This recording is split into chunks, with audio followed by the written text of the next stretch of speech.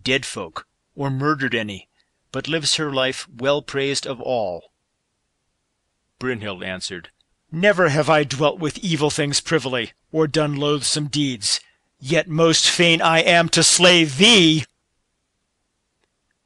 And therewith would she slay King Gunnar. But Hogni laid her in fetters. But then Gunnar spake withal. Nay, I will not that she abide in fetters. Then said she, Heed it not, for never again seest thou me glad in thine hall, never drinking, never at the chess play, never speaking the words of kindness, never overlaying the fair cloths with gold, never giving thee good counsel.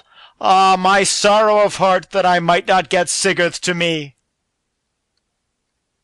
Then she sat up, and smote her needlework, and rent it asunder, and bade set open her bower doors, that far away might the wailings of her sorrow be heard. Then great mourning and lamentation there was, so that folk heard it far and wide through that abode. Now Gudrun asked her bower maidens why they sat so joyless and downcast. What has come to you, that ye fare ye as witless women? Or what unheard of wonders have befallen you? Then answered a waiting lady, hight Svafrlöð, An untimely, an evil day it is, and our hall is fulfilled of lamentation. Then spake Gudrun to one of her handmaids, Arise, for we have slept long. Go, wake Brynhild, and let us fall to our needlework and be merry. Nay, nay, she says, nowise may I wake her, or talk with her. For many days she has drunk neither mead nor wine. Surely the wrath of the gods has fallen upon her. Then spake Gudrun to Gunnar. Go and see her, she says, and bid her know that I am grieved with her grief. Nay, says Gunnar, I am forbid to go see her, or to share her weal. Nevertheless he went unto her, and strives in many wise to have speech of her, but gets no answer whatsoever. Therefore he gets him gone, and finds Hogni, and bids him go see her. He said he was loath thereto, but went, and gat no more of her. Then they go and find Sigurd, and pray him to visit her. He answered naught thereto. So matters abode for that night. But the next day, when he came home from hunting, Sigurd went to Gudrun and spake. In such wise do matters show to me, as though great and evil things will betide from this trouble and upheaving, and that Brunhild will surely die. Gudrun answers, O my lord, by great wonders is she encompassed.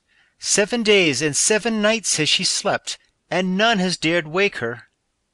Nay, she sleeps not, said Sigurd. Her heart is dealing rather with dreadful intent against me. Then said Gudrun, weeping, Woe worth the while for thy death! Go and see her, and wot if her fury may not be abated. Give her gold, and smother up her grief and anger therewith. Then Sigurd went out and found the door of Brynhild's chamber open. He deemed she slept, and drew the clothes from off her, and said, Awake, Brynhild! The sun shineth now over all the house, and thou hast slept enough. Cast off grief from thee, and take up gladness. She said, And how then hast thou dared to come to me? In this treason none was worse to me than thou. Said Sigurd, Why wilt thou not speak to folk? For what cause sorrowest thou? Brynhild answers, Ah, to thee will I tell of my wrath. Sigurd said, As one under a spell art thou, if thou deemest that there is aught cruel in my heart against thee. But thou hast him for husband whom thou didst choose.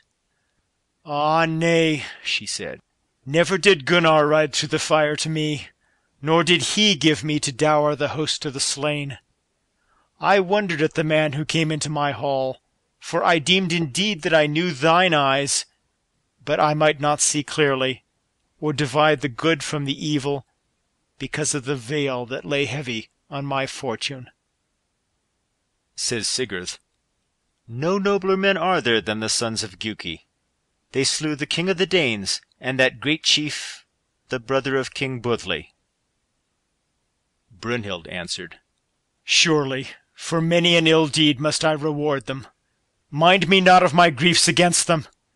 But thou, Sigurd, slewest the worm, and rotest the fire through, yea, and for my sake, and not one of the sons of King Giuki." Sigurd answers, "I am not thy husband, and thou art not my wife, yet did a far-famed king pay dower to thee." Says Brunhild, "Never looked I at Gunnar in such a wise that my heart smiled on him, and hard and fell am I to him, though I hide it from others." "A marvellous thing," says Sigurd, "not to love such a king. What angers thee most? For surely his love should be better to thee than gold." "This is the sorest sorrow to me," she said, "that the bitter sword is not reddened in thy blood." "Have no fear thereof," says he. "No long while to wait, or the bitter sword stand deep in my heart. And no worse needest thou to pray for thyself, for thou wilt not live when I am dead. The days of our two lives shall be few enough from henceforth." Brunhild answers, "Enough and to spare of bale is in thy speech, since thou bewrayest me, and didst twin me of all bliss. Naught do I heed my life or death." Sigurd answers, "Ah, live and love King Gunnar, and me withal, and all my wealth will I give thee, if thou die not." Brunhild answers, "Thou knowest me not, nor the heart that is in me? For thou art the first and best of all men, and I am become the most loathsome of all women to thee." "This is truer," says Sigurd, "that I loved thee better than myself, though I fell into the wiles from whence our lives may not escape. For when so my own heart and mind availed me, then I sorrowed sore that thou wert not my wife. But, as I might, I put my trouble from me. For in a king's dwelling was I, and withal, and in spite of all, I was well content that we were all together. Well may it be that that shall come to pass which is foretold. Neither shall I fear the fulfilment thereof." Brunhild answered and said, "Too late thou tellest me that my grief grieved thee. Little pity shall I find now." Sigurd said, "This my heart would, that thou and I should go into one bed together, even so wouldst thou be my wife." Said Brunhild, "Such words may nowise be spoken, nor will I have two kings in one hall. I will lay my life down rather than beguile Gunnar the king." And therewith she called to mind how they met, they two, on the mountain, and swore oath each to each. "But now all is changed, and I will not live." "I might not call to mind thy name," said Sigurd, "or know thee again before the time of thy wedding. The greatest of all griefs is that." Then said Brunhild, "I swore an oath to wed the man who should ride my flaming fire, and that oath will I hold to, or die." "Rather than thou die, I will wed thee, and put away Gudrun," said Sigurd. But therewithal so swelled the heart betwixt the sides of him, that the rings of his byrnie burst asunder. "I will not have thee," says Brunhild. "Nay, nor any other." Then Sigurd got him gone. So saith the song of Sigurd. Out then went Sigurd, the great king's well-loved, from the speech and the sorrow, sore drooping, so grieving that the shirt round about him of iron rings woven from the sides brake asunder of the brave in the battle.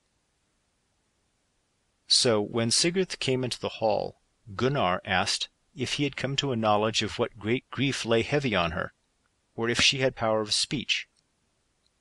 And Sigurd said that she lacked it not